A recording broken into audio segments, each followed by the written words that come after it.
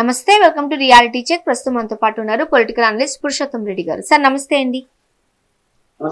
Sir మనం breakings చూస్తున్నాం. అమరావతి రాజధాని రైతులకు సంబంధించి అమరావతి వైసీపీ నేతలు వెళ్ళినప్పుడు అక్కడ ఉద్రిక్త పరిస్థితులు చూసాం. కోడిగుడ్లతో రాళ్లతో దాడి జరిగింది. ఒక పోలీస్ కానిస్టేబుల్ కి కూడా తీవ్రంగా గాయపడినట్లు, అపస్మారక స్థితిలో ఉన్నట్లు కూడా సమాచారం అందుతోంది. ఏంటి సార్ ఉద్రిక్తతకు గల కారణం? అమరావతిలో రెండో విడత భూసేకరణ విషయంలో సంక్లిష్టత వస్తుంది. ఈ క్రమంలో వైఎస్ఆర్ కాంగ్రెస్ పార్టీ నాయకులు, ప్రతినిధులు అక్కడికి వెళ్ళి ఉండొచ్చు. ఇట్లాంటి సమయంలో ఒక చర్చే జరగాలి తప్ప రచ్చగానో గొడవగానో జరగదు. ఇక ప్రాబ్లం ఎక్కడ వస్తుంది? రెండో విడత భూసేకరణను రైతాంగం కూడా మనస్ఫూర్తిగా ఆహ్వానించట్లేదు. రీజన్ ఏంటంటే గతంలో భూములు ఇచ్చిన వారికి రిటర్నబుల్ ఫ్లాట్ ఇవ్వడంలో ఇంకా లోపం ఉండడం, కొనసాగించే దాంట్లో వాళ్ళకి నమ్మకం లేకపోవడం, భారీ బడ్జెట్ దానికి కూడా అవుతుంది. ఇప్పటి వరకు ఆంధ్రప్రదేశ్ ప్రభుత్వం 47,000 కోట్ల రూపాయలు అప్పులు తీసుకోవడానికి అంగీకారం పెట్టింది. ఇంకా అంత మించి ఏం రావు. ఇంకేదైనా పెడితే రాష్ట్ర బడ్జెట్ నుంచి పెట్టాల్సింది. ఆ పరిస్థితి ఏం లేదు. 47,000 కోట్లు 5 ఏళ్ళలో వస్తుందా, 6 ఏళ్ళలో వస్తుందా, 7 ఏళ్ళలో వస్తుందో తెలియదు. మొత్తం కాబట్టిలో వస్తుంది. కాబట్టి ఇంకా అంతకుమించి తీసుకోవాలి. అట్టేటప్పుడు కొత్తగా భూసేకరణకు పోతే పాత విషయాలు ఏమవుతాయి, నిర్మాణం ఏమవుతుంది, మనకి ఎప్పుడు ఇస్తారనే భయం ఖచ్చితంగా రైతుల్లో ఉంటుంది. దానికి తోడు ఎంత మహానగరం, అప్పుడు 30,000 ఎకరాలు ఇచ్చినప్పుడు రైతులకు ఇది ఒక మహానగరం అంటున్నారు. ఇంకొక 50,000 ఎకరాల వైపు వెళ్తాను ప్రభుత్వంతో ఎంత మహానగరం వెళ్తుంది, అది ఏమైనా సాధ్యమయ్యే పని నా ఒక అనుమానం. జగన్మోహన్ రెడ్డి గారు మావిగని ప్రతిపాదన ఇవన్నీ వచ్చినప్పుడు అమరావతి రైతులు ఒక రియలైజేషన్, ఒక డిస్కషన్ స్టార్ట్ అయింది. వైఎస్ఆర్ కాంగ్రెస్ పార్టీ ప్రతినిధులు అక్కడికి వెళితే మరింత అది ప్లేరప్. ఇక్కడ అధికార పార్టీ వైసీపీ ఏమంటుంది, ఇది రైతులు దాడి కాదు, మా మీద చేసింది తెలుగుదేశం పార్టీ వాళ్ళు, మేము వెళితే అక్కడ రైతులు మాట్లాడితే ఇలా అనొచ్చు. వాళ్ళు రైతులు గతంలో మీరు ఒక స్టాండ్ తీసుకున్నారు, ఇప్పుడు ఒక స్టాండ్ తీసుకున్నారు ఏంటనేది అని వాళ్ళు అడగచ్చు. ఇక్కడ సమస్య ఏంటంటే ఈ రెండు పనికొచ్చే విషయాలు కాదు. తెలుగుదేశం వాళ్ళు దాడి చేశారని వైసీపీ అనే విషయం కానీ, వైసీపీ వాళ్ళు రాకూడదని చెప్పి వాళ్ళ సరఫరా పెట్టి మాట్లాడడం కానీ, ఈ రెండు కూడా పనికిరావు సమస్య. ఈ సమస్య పరిష్కారం వెళ్ళనివ్వండి. వైసీపీ నాయకులు వెళ్తారు, వెళ్ళి రైతులతో మాట్లాడతారు, కూర్చుంటారు, క్వశ్చన్స్ చేయండి, తప్పే ఉంది. ఏ గ్రామానికైతే రైతులు మన వైఎస్ఆర్ కాంగ్రెస్ పార్టీ నాయకులు వెళ్తారు, వాళ్ళని కూర్చొని పెట్టుకొని మొత్తం అడిగేయండి. ఆ గ్రామ రైతులందరూ కూర్చొని మేము ఇస్తాము ప్రభుత్వానికి, మాకు ప్రభుత్వం మీద నమ్మకం ఉంది, అసలు మీ మీదే నమ్మకం లేదు, అప్పుడు 3 రాజధానులు అన్నారు, ఇప్పుడు మావిగన్ అంటున్నారు, రేపేమో ఉంటారో తెలియదు, కాబట్టి మీ మీద నమ్మకం. అసలు ఫస్ట్ మీరు రాజధాని పైన స్టాండ్ చెప్పిన అడగండి. రైతులు అడగచ్చు కదా, తప్పే ఉంది. స్టాండ్ అడిగితే అది ఎక్స్పోజ్ అవుతుంది కదా, వాళ్ళ సమాధానం చెప్పాల్సింది కదా. రచ్చ జరిగినప్పుడు ఏమవుతుంది, ఇది రైతుల ముసుగులో తెలుగుదేశం అంటారని వైసీపీ ఈజీగా అనగా కూర్చోబెడితే అన్ని ప్రశ్నలు మీరు అడుగుతారు, వాళ్ళు ఏం సమాధానం చెప్పారో తెలుస్తుంది. కాబట్టి ఇబ్బంది లేని పరిస్థితి కదా. కాబట్టి డెమోక్రసీలో చర్చ జరగండి. ఇప్పుడు అమరావతి రాంబాబు గారు ఇంకొకరు వెళ్ళి ఆపలేరు కదా ఆ ప్రక్రియని. అక్కడ రైతులు భూములు ఇవ్వదలుచుకున్నప్పుడు ఇస్తారు. నా భూమిని నేను ఇవ్వడానికి ఇంకోటి మీరు వచ్చి అడ్డుకోలేరు కదా.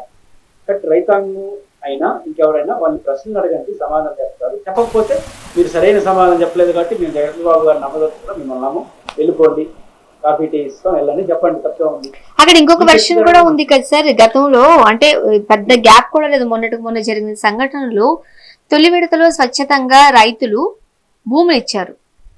రెండో విడతకు వచ్చేసరికి కాస్త వ్యతిరేకత మనం చూసాం. మంత్రి నారాయణ గారినే నించోబెట్టి ప్రశ్నించిన దాఖలాలు చూసాం. అది అక్కడైతే మీటింగ్ ఏదుందో అక్కడి నుంచి రైతులు వెళ్లిపోయారు.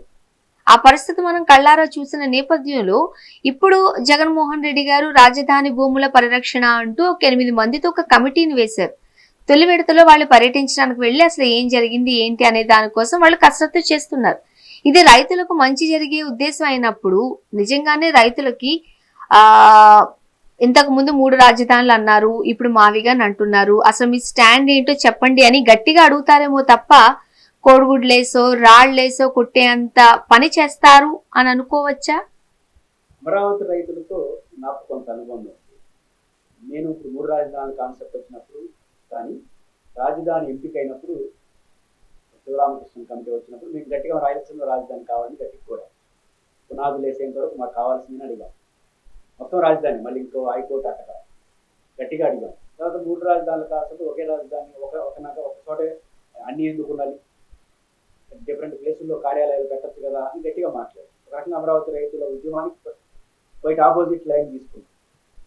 ఇంత స్పష్టమైన లైన్ తీసుకున్నా కూడా నా పట్ల అనేక సందర్భాలు వాళ్ళు తిరుపతిలో మేము వాళ్ళు యాక్టివిటీ చేసినప్పుడు కూడా రాజధాని టు న్యాయస్థానం టు దేవస్థానం పేరుతో వచ్చినప్పుడు కానీ నేను 1-2 సందర్భాల్లో అమరావతికి వెళ్ళాను.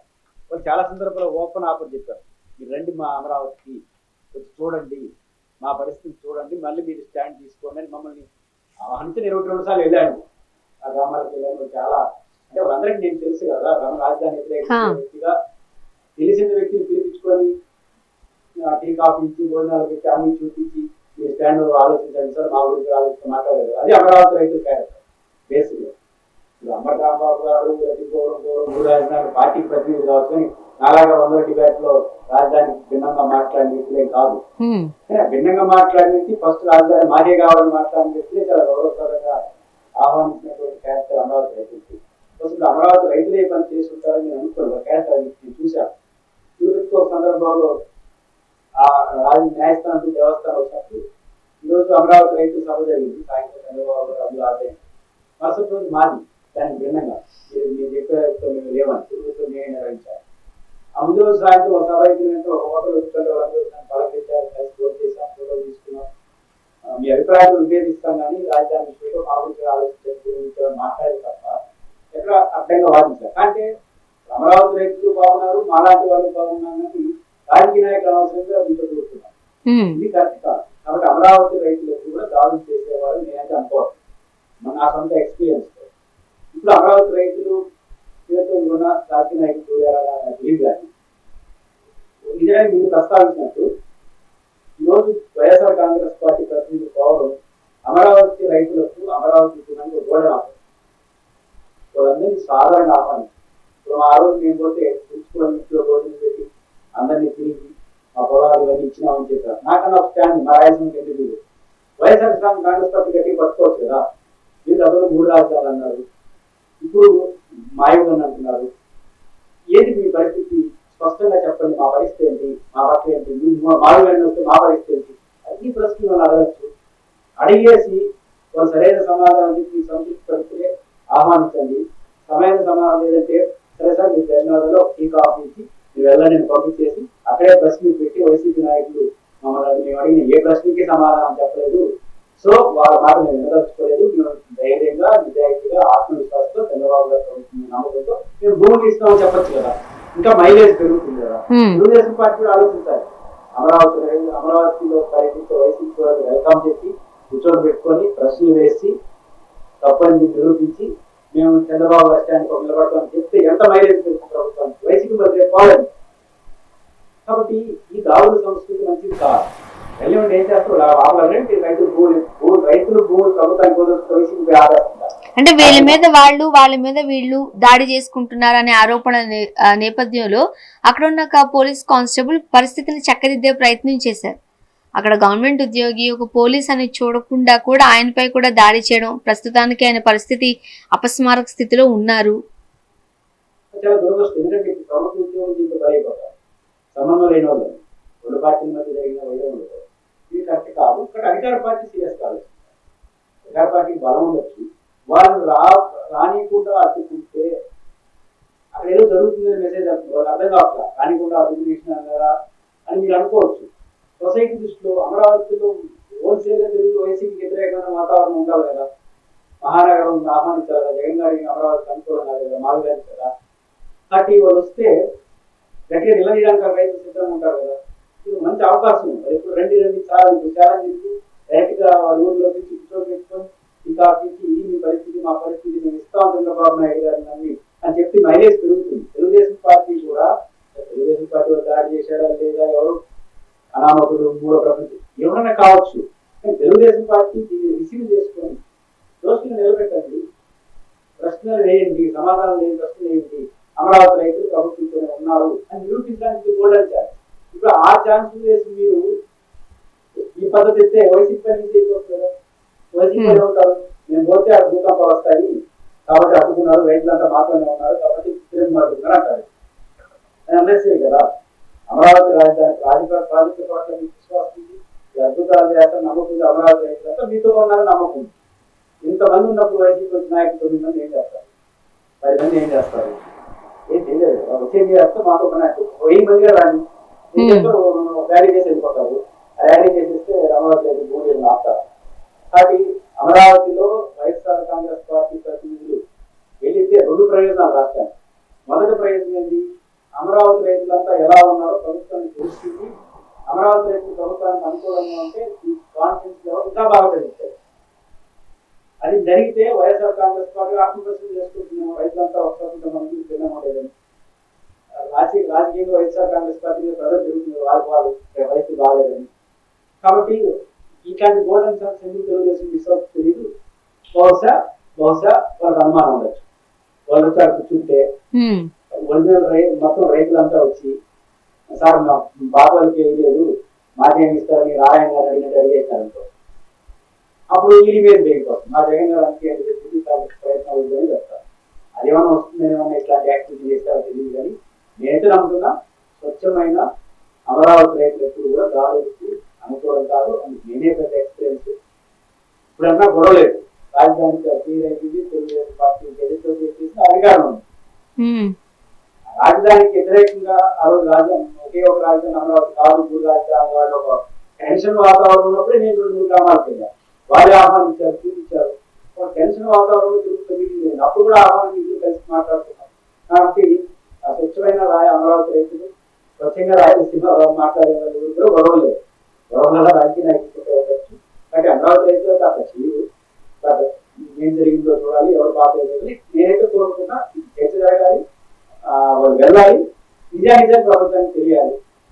వైసీపీ వాళ్ళు తెలుసుకోవాలి, తెలుగుదేశం తెలుసుకోవాలి. ఈ పద్ధతిలో ఇది ఒక దురదృష్టకరం. ఇక మరోపక్క జనసేన అని పవన్ కళ్యాణ్ గారు మాట్లాడారు ఇందక్కడ.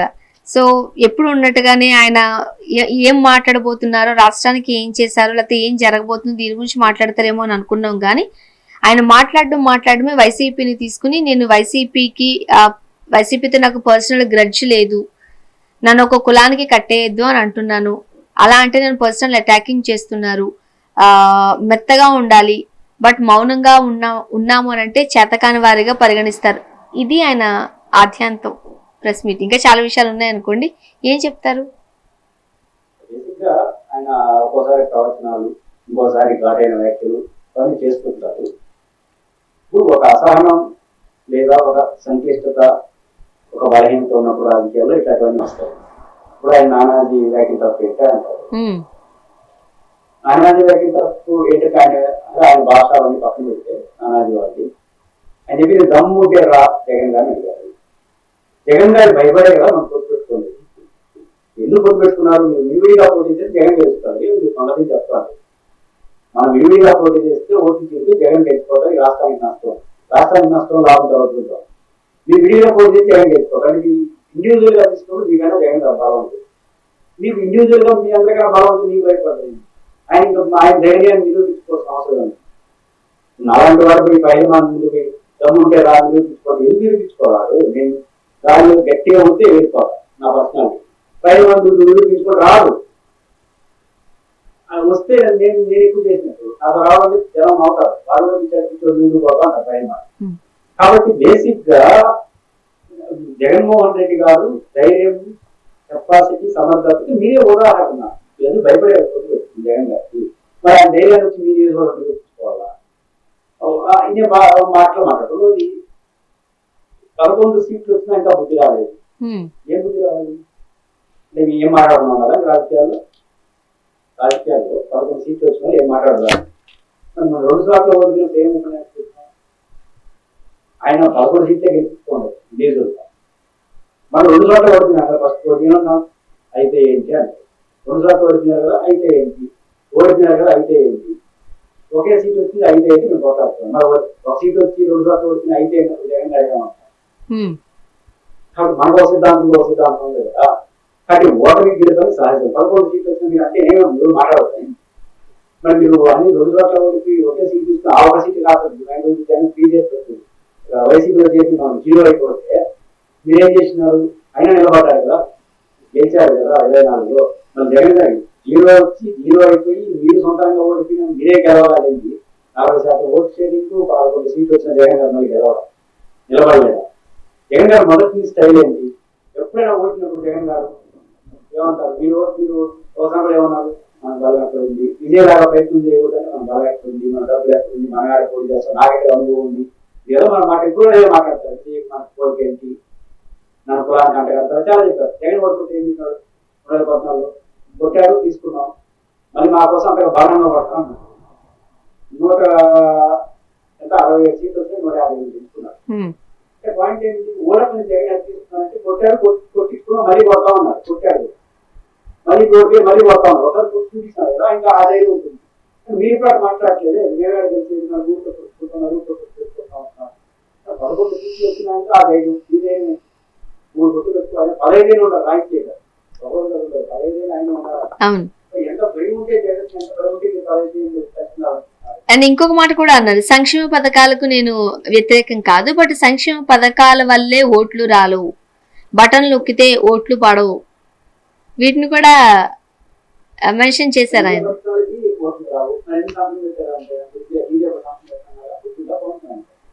ఎన్నికల మేనిఫెస్టో పైన ఓటమి ప్రభుత్వం ఎన్నికల మేనిఫెస్టో విడుదల చేసింది. ఆ విడుదల సమావేశానికి భారతీయ జనతా పార్టీ ప్రతినిధులు కూడా వచ్చారు. చంద్రబాబు గారు పవన్ కళ్యాణ్ గారు అనుకున్నట్టు తప్ప వాళ్ళు అనుకున్నట్లు బీజేపీ పొత్తులో ఉన్న అనుకున్నట్ల అదే యూనివర్సిటీ రావాలి రావాలి అని చెప్పినారు. చివరకు ఆ పోస్టర్గా పట్టుకోవాలి. ఏది ఆ ఎన్నికల మేనిఫెస్టో పోస్టర్గా పట్టుకోవాలి. మనం ఆ పోస్టర్ పట్టుకుంటే ఈ సంతకాలు పెట్టి ఏ గ్యారెంటీ వచ్చి మరి సంక్షేమ పథకాలు ఓట్లు రావాలంటే మీరు ఎందుకు సంక్షేమ పథకాలు ఇచ్చారు అంటే ఒకసారి చెప్పిన తర్వాత మళ్ళీ ఓట్లు రావడం అని చెప్తున్నారు. అంటే ఇక్కడ సర్ప్రైజింగ్ థింగ్ ఏంటి అని అంటే, ముఖ్యమంత్రి భార్యను ఏవైనా అంటే చూస్తూ ఊరుకోవాలా, క్వశ్చన్ చేస్తే మా మీద పర్సనల్ అటాకింగ్ చేస్తారా, ఇవన్నీ మాట్లాడుతున్నారు. కూటమి ప్రభుత్వం ఇవన్నీ అంటే ప్రజలు ఇవన్నీ గమనించే కూటమి ప్రభుత్వాన్ని కూర్చోబెట్టారు, అధికారం ఇచ్చారు. ఆ తర్వాత 2 ఏళ్ళు అయింది. ఈ 2 ఏళ్లలో రాజధాని రైతులు బయటకు వచ్చారు, ఆక్వా రైతులు బయటకు వచ్చారు, మనం చూస్తున్నాం. డిఎస్సి బయటకు వచ్చింది. ప్రతి ప్రభుత్వ రంగం కూడా ఆర్టీసీ కావచ్చు, మెడికల్ కాలేజీలు కావచ్చు, విశాఖ స్టీల్ ప్లాంట్ కావచ్చు, ప్రతిదీ ప్రైవేటైజేషన్ అయిపోతుంది. భూ కబ్జాలు పెరిగిపోతున్నాయి అంటున్నారు. మరోపక్క సాయి కృష్ణ అంశం ఎంత హాట్ టాపిక్ గా నడుస్తుందో మనం చూస్తున్నాం. లాకప్ డెత్ ఇప్పటికీ 2 నెలలు అవుతున్నా సరే చంపేశారు, చచ్చిపోయాడు అనేది తెలిసినప్పటికీ కూడా, అయినప్పటికీ కూడా అసలు ఏం జరిగిందో తెలియని పరిస్థితి, ఆ బూడిద ఎక్కడ ఉందో తెలియని పరిస్థితి. ఇన్ని సమస్యలు ఉండగా వీటి దేని గురించి ప్రస్తావించకుండా ఆనాడు వైసీపీ ఏం చేసింది, ఈనాడు మేమేం దీని మీద మాత్రమే ప్రసంగాలు నడవడం ఏపీ ప్రజలకు ఒక క్వశ్చన్ మార్క్స్ అవుతున్నాయి. అంతర్మతంలోకి వెళ్తున్నారు, అసలు ఏం జరుగుతోంది అని. మాజీ ముఖ్యమంత్రి చంద్రబాబు గారి సత్యమణి పట్ల చేసిన వ్యాఖ్యలు మనం అందరూ ఖండించాం. అవును, సమాజం ఖండించింది, అభ్యంతరం చెప్పింది. వైఎస్ఆర్ కాంగ్రెస్ పార్టీ ప్రతికూల పరిస్థితి రావడానికి అది కూడా ఒక అంశమైంది. ఎవరు సమర్థిస్తారు ఆ అంశాన్ని? ఇప్పుడు ఎందుకు వచ్చిన పంచాయతీ అనేది అసలు ప్రశ్న. గతంలో జరిగిన మాట వాస్తవం, దాని సమాజం వ్యతిరేకించింది, మీరు వ్యతిరేకించి అందరూ వ్యతిరేకించి ఎవరు సమర్థించే ఉంటారు. ఎవరన్నా దాన్ని సమర్థించే ఉంటే దాన్ని మాట్లాడాలి. పవన్ కళ్యాణ్ ఎంత పాత విషయాన్ని చెప్పారు కదా. నిన్న తిరుపతిలో ఈ పార్టీ ప్రతినిధి జగన్మోహన్ రెడ్డి గారిని ఉద్దేశించి వ్యాఖ్యలు సమర్థిస్తారా?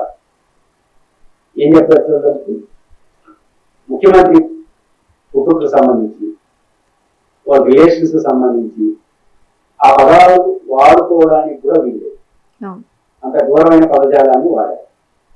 ముఖ్యమంత్రిని ఉద్దేశించి ఏది గతం ఎప్పుడో మాట్లాడిన విషయాన్ని నేను మాత్రమే అక్కడ మాట్లాడినాను, ఆ ధైర్యం నాకుంది, ఇంకా మాట్లాడతాననే పదవితో మాట్లాడాను జనసేన ప్రతినిధి.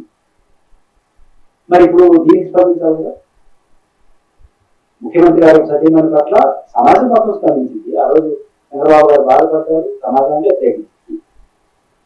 మరి మీరు ఈరోజు ఆ ప్రస్తావన మళ్ళీ తెచ్చినప్పుడు లేటెస్ట్ ప్రస్తావన జగన్మోహన్ రెడ్డి గారు మాజీ ముఖ్యమంత్రి పట్ల అంత పరుష పదజాలను వాడి నేను ఎట్లా మాట్లాడుతున్నా బహిరంగ మాట్లాడుతున్నాడు మీ ప్రతినిధి, దానిపైన పవన్ కళ్యాణ్ స్పందించరా? ఇప్పుడు కరెక్టే చెప్తారా? కాబట్టి జరిగిపోయిన విషయాల్లో మళ్ళీ దాన్ని తోడుకోవాల్సిన అవసరం లేదు. వర్తమాన విషయాలు మాట్లాడండి. గడిచిన విషయాల్లో చట్టబద్ధంగా చర్యలు తీసుకోవాల్సుకుంటే తీసుకోండి. ఎవరు అది తీసుకున్నది చెప్తున్నారు. తప్పు తప్పుగా చూడండి, చట్టం పరంగా యాక్షన్ చేయాలని చెప్పండి. దాన్ని చేస్తున్నాను. మాకు మీరు మాట్లాడే పని కాదు. అధికారంలో విచారణ చేయకుండా చట్టబద్ధంగా చర్య తీసుకోవాలి. అది అయిపోయింది లాభం. కానీ వర్తమానంలో జరిగిన తిరుగులో జరిగిన జగన్మోహన్ రెడ్డి గారిని చేసి దుస్సాహసాన్ని పాల్పడ్డారు. అన్ని పరిధులు దాటి మాట్లాడారు. మళ్ళీ ఛాలెంజ్ చేసి ఎట్లా మాట్లాడుతున్నాను బహిరంగ వీడియో రిలీజ్ చేస్తా ఉంటే దాన్ని సమర్థించదలుచుకున్నారా? దాన్ని చెప్పాలి కదా. కాబట్టి ఇలా మాట్లాడితే లాభం లేదు. పవన్ కళ్యాణ్ గారు అన్ని విషయాలు అట్లా మాట్లాడితే ఏదో ఆయన సమర్థించుకోవడం కోసం మాట్లాడుతున్నట్టుగా చూడాల్సి వస్తుంది. కాబట్టి వ్యక్తిగత విషయాలు అయిపోయినట్టు చూడాలి. చట్టబద్ధంగా చర్యలు తీసుకొని వర్తమానంలో వినాయకులు అడగనవారని మాట్లాడే వాళ్ళ విషయాలు కఠినంగా ఉండదొచ్చినప్పుడు ఇలాంటి జనం వింటారు, జనం ఆహ్వానిస్తారు. ఇక సాయి కృష్ణ వ్యవహారం చూసినట్లయితే తల్లి బయటకు వచ్చారు. సిబిఐకి చెప్పాల్సిందే అని అడుగుతున్నారు. తన కొడుకుకి తన కుటుంబానికి న్యాయం చేయాలి అంటున్నారు. అంటే వర్షన్స్ మారిపోతున్నాయి. మొదట జగన్మోహన్ రెడ్డి గారు వెళ్ళి కలిశారు. అప్పుడు ఒక వర్షం నడిచింది. తర్వాత చంద్రబాబు నాయుడు గారు పిలిపించుకుని మాట్లాడారు. బయటకు వచ్చాక న్యాయం జరిగింది అన్నారు ఆ తల్లి. ఇప్పుడు మళ్ళీ బయటకు వచ్చి నాకు సిబిఐ దర్యాప్తు చెప్పండి అంటున్నారు. 29న ఏం జరిగిందో చెప్పాల్సిన అవసరం అధికారులపైన ఉంది. ఏం జరగబోతోంది? సాయికృష్ణ తల్లి మాట్లాడే మాటల్లో ఒడిదుడుకులు సానుకూలంగా అర్థం చేసుకోవాలి. వేణు గారు కలిసినప్పుడు ఒక రకంగా, చంద్రబాబు గారు కలిసినప్పుడు ఇంకో రకం అనేది ఆమె కొడుకు చనిపోవడం ఒక కారణంతో ఒక పేద కుటుంబం ఉంటుంది అనుకుంటానికి మహిళ కొడుకు చనిపోయినాడు. ఆమె ఖచ్చితంగా తీవ్రమైన మానసికంగా అన్ని రకాల ఒత్తిడి ఉంటుంది. సొసైటీ మొత్తం దాని గురించి చర్చ అవుతుంది. ఆమె మానసిక ఒత్తిడి ఉంటుంది. అసందర్భంగా ఒక లో పరిస్థితిలో ఇంకో పరిస్థితిలో కొంత తక్కువ చేసుకుని ఉండొచ్చు, మార్చుకోవచ్చు. ఆయన వ్యాఖ్యల పట్ల అంత ఆలోచన చేయాల్సిన అవసరం లేదు. కానీ ఆయన చెప్తున్నట్టుగా గతంలో జగన్మోహన్ రెడ్డి గారు చెప్పినట్టుగా ఈ కేసును సిబిఐకి ఇవ్వడం మంచిది. రీజన్ ఏంటంటే సిబిఐ మాత్రమే చేయగలదని కాదు, ఇంకా క్రెడిబిలిటీ సమస్య, ప్రజల విశ్వాసం సమస్య, ప్రజలకు భరోసా సమస్య. ఇప్పుడు ఏదైతే సిట్ అధికారులు నియమించారో వాళ్ళ సమర్థత పట్ల ఎవరికి అనుమానం లేదు. ఆంధ్రప్రదేశ్ పోలీసుల ఎంక్వైరీ కెపాసిటీ పట్ల ఎవరికి అభ్యంతరం లేదు. ఇక్కడ ప్రాబ్లం ఏంటంటే ప్రజలు నమ్మాలి. రాజశేఖర రెడ్డి గారు ఎక్కువ మాట్లాడుతున్నారు, విచారణ ఎక్కువ ఆలోచిస్తున్నారు ఎందుకు అని విలేకరులు అడిగితే మా మీద మాకు నమ్మకం ఉంది, ప్రజలు నమ్మాలి అని. నమ్మాలంటే విచారణ చేసి నిరూపించుకోవాలి మేము అంటారు. అది చాలా ఇంపార్టెంట్ రాజకీయాలు. ఆంధ్రప్రదేశ్ ప్రభుత్వం తప్పు చేసిందని నిర్లక్ష్యం జరిగింది, ఇంటర్లో రియాక్ట్ కాకపోయింది. ఇక్కడ సిబిఐ దర్యాప్తు జగన్ కోరడం కానీ, జగన్ గారు ఎప్పుడు కోరాడు, రెడ్డి గారు కోరాడు. కానీ ఇప్పుడు జగన్ గారు అయితే సిబిఐ ఎంక్వైరీ అడిగారో చాలా పర్ఫెక్ట్లీ కరెక్ట్ అని ఈరోజు వాళ్ళ తల్లి మాట్లాడినప్పుడు జరుగుతున్న పరిణామాలు అర్థం అవుతుంది. రిమాండ్ రిపోర్ట్ ఒకసారి చదవండి. ఏమైంది రిమాండ్ రిపోర్ట్ లో? స్టేట్ మాట్లాడారు. స్టేట్ మాట్లాడిన పదవాడారు. స్టేట్ అంటే ప్రభుత్వానికి కాదు, ఏంటంటే స్టేటే ప్రభుత్వ ఆఫీస్ లో జరిగింది కదా, అంటే పోలీస్ లోపల జరిగిందని దాంట్లో స్టేట్ మాత్రం రాశారు. ఏ స్టేటు? ఆంధ్రప్రదేశ్ స్టేటే కదా. మరి ఆంధ్రప్రదేశ్ స్టేట్ పరిధిలో పోలీసుతో విచారణ జరిగితే నిజానిజాలు తెలియదని భావన ప్రజలకే ఉంటుంది. నిజం కూడా చెప్పచ్చు, ఎంక్వైరీ సమర్థవంతంగా చేసుకోరావచ్చు. ప్రజలకు ఎక్కడో ఒక చిన్న అనుమానం. రెండు జరుగుతున్న పరిణామాల్లో చంద్రబాబు నాయుడు గారేమో వాళ్ళతో మాట్లాడతారు, అతనితో మర్డర్ కేసు పెడతారు, స్టేట్ మర్డర్ మెన్షన్ చేస్తారు, సాక్షాత్ చెప్పి అంటారు, వాళ్ళ కుటుంబానికి అండగా ఉంటారు. పవన్ కళ్యాణ్ గారి వ్యవస్థలో రౌడీ షీట్ని సమర్థిస్తారా అంటారు. ప్రజలకు అనుమానం కదా. ముఖ్యమంత్రి ఏమాటు, ఉప ముఖ్యమంత్రి ఏమిటు, స్టేట్ మర్డర్ రాస్తారు, నాన్ చూడుకోవాలి, చాలా కనిపిస్తున్నాయి. ఇంకోటి హెబియస్ కార్పస్ పిటిషన్ మే చివరిలోనూ మే మిడిల్లోనూ వచ్చింది. కానీ ఒక ఎస్ఐని ఈ సిట్టు వారు విచారించేటప్పుడు ఎస్ఐని కానిస్టేబుల్ నేను 6-7-8 తారీఖుల్లో కృష్ణా అతను ఎవరైతే ఉన్నారో అతను చూశాడు పోలీస్ స్టేషన్ లో అన్నారు. రిమాండ్ రిపోర్ట్ రాస్తున్నారు అంటే 6-7 తేదీ మీ దగ్గర ఉన్నట్టే కదా, పోలీస్ స్టేషన్ లో ఉన్నట్టే కదా. మరి వాళ్ళ అమ్మగారు కూడా గట్టిగానే చెప్తున్నారుగా, కాలుకు కట్టేసి అపస్మారక స్థితిలో ఉన్నాడు నా బిడ్డ, నేను చూశాను అని. 6-7 తర్వాత నమోదైంది. అప్పుడు మాటలు ఉన్న పోలీసు చెప్పాలి కదా, అంటే కోర్టు తప్పుదో పట్టించినట్టు కదా ఆ రిమాండ్ రిపోర్ట్ ప్రకారం. కాబట్టి ఇన్ని అనుమానాలు ఉన్నప్పుడు ఖచ్చితంగా స్టేట్ ఏజెన్సీ కాకుండా సెంట్రల్ ఏజెన్సీ సిబిఐ దాని అర్థం ఎఫిషియన్సీ మీద సమస్య కాదు, ఒక విశ్వాసాన్ని పొందాలి.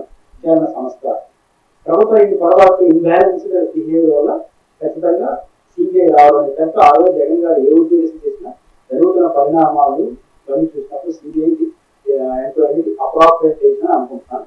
అప్పుడు మాత్రం ప్రభుత్వానికి గౌరవం నిలబడుతున్నాను. చూద్దాం సార్ ఏం జరగబోతుంది. థ్యాంక్ యూ సో మచ్ అండి, మీ అభిప్రాయాలు పంచుకున్నారు. Thank you. ఇది వాళ్ళ రియాలిటీ చెక్. Stay tuned.